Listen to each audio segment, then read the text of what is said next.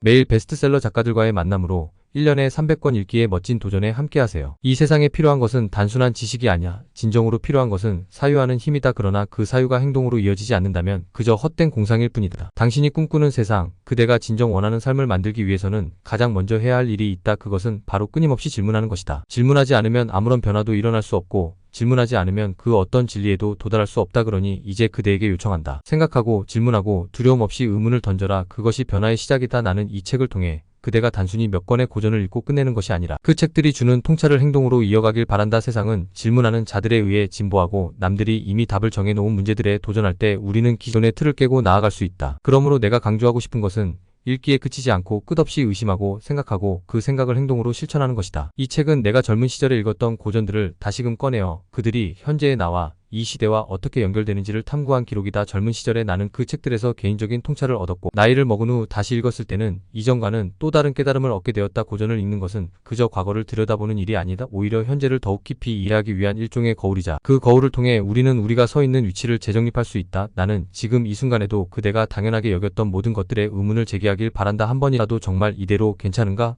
라고 스스로에게 물어본다면 그때부터 그대의 삶은 새로운 국면을 맞이할 것이다. 한때 나도 그랬다. 나 또한 많은 것을 당연하게 받아들이고 그 속에서 편안함을 찾았다. 그러나 내가 그 당연함에 의문을 제기한 순간부터 모든 것이 달라지기 시작했다. 그 당연함 속에 감춰진 불편한 진실들과 마주하게 되었고, 그 불편함을 받아들이는 것이 나를 진정한 변화로 이끌었다. 그렇기에 나는 그대에게 이렇게 말하고 싶다. 질문하라. 단순한 호기심이 아닌 진정한 변화와 성찰을 위한 질문을 던지라. 나는 이 세상에서 무엇을 해야 하는가? 왜 지금 우리는 이런 방식으로 살고 있는가?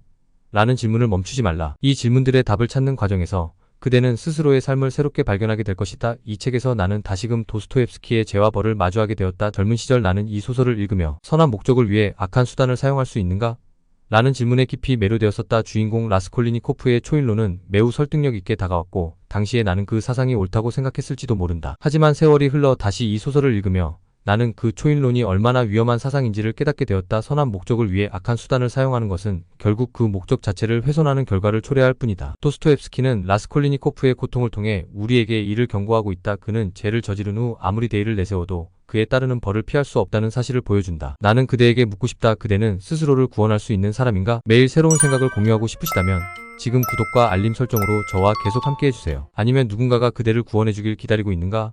답은 명확하다. 그대는 스스로를 구원해야 한다. 우리 각자는 자기 자신의 구원자여야 한다. 아무도 그대를 대신해 답을 찾아주지 않는다. 라스콜리니코프도 결국 자신의 죄와 벌을 받아들임으로써 성장한다. 그가 스스로 죄를 인정하고 고통을 받아들이기 전까지는 그 누구도 그를 구원할 수 없었다. 소냐의 사랑이 그를 도왔을지라도 그의 진정한 구원은 오직 그 자신으로부터 비롯되었다. 그대 또한 마찬가지다. 질문하고 답을 찾는 과정은 오직 그대 자신만이 할 수 있는 일이다. 리영희 선생님의 전환시대의 논리는 또 다른 질문을 던진다. 지식인은 무엇으로 사는가?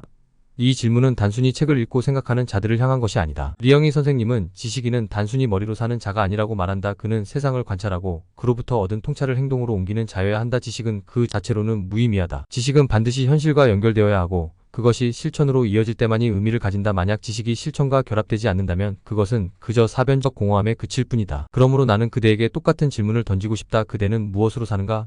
그대가 축적한 지식은 그대의 삶에 어떤 영향을 미치고 있는가? 단순한 교양으로 끝나는가? 아니면 세상을 변화시키는 도구로 사용되고 있는가?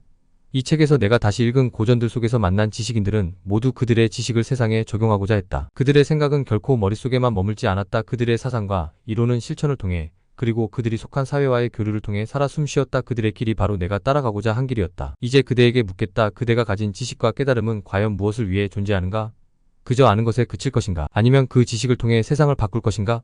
나는 그대가 이 책을 다 읽은 후 무엇을 해야 할지 결심하길 바란다. 단순히 더 많은 것을 아는 데서 멈추지 말고 그 지식을 바탕으로 세상에 나아가 행동하기를 바란다. 우리의 세상은 그대의 작은 행동 하나로부터 변화할 수 있다. 세상을 변화시키는 것은 언제나 질문하고 행동하는 자들이다. 행동이 없는 지식은 의미가 없다. 내가 이 책에서 다룬 고전들 속의 사상들도 마찬가지다. 아무리 위대한 사상이라 할지라도 그것이 행동으로 이어지지 않으면 그저 공허한 말뿐이다. 행동하라. 그대가 이 책에서 무엇을 느끼든 그것을 실천으로 옮겨라. 우리는 누구나 세상을 바꿀 수 있는 힘을 가지고 있다. 중요한 것은 그 힘을 어떻게 사용할 것인가이다. 이제 그대에게 요청한다. 읽고 질문하고 행동하라. 지식은 그 자체로 목적이 아니다. 지식은 행동을 위한 도구다. 그대가 이 책을 덮을 때쯤 나는 그대가 스스로를 향해 한 가지 질문을 던지길 바란다. 나는 무엇을 할 수 있는가?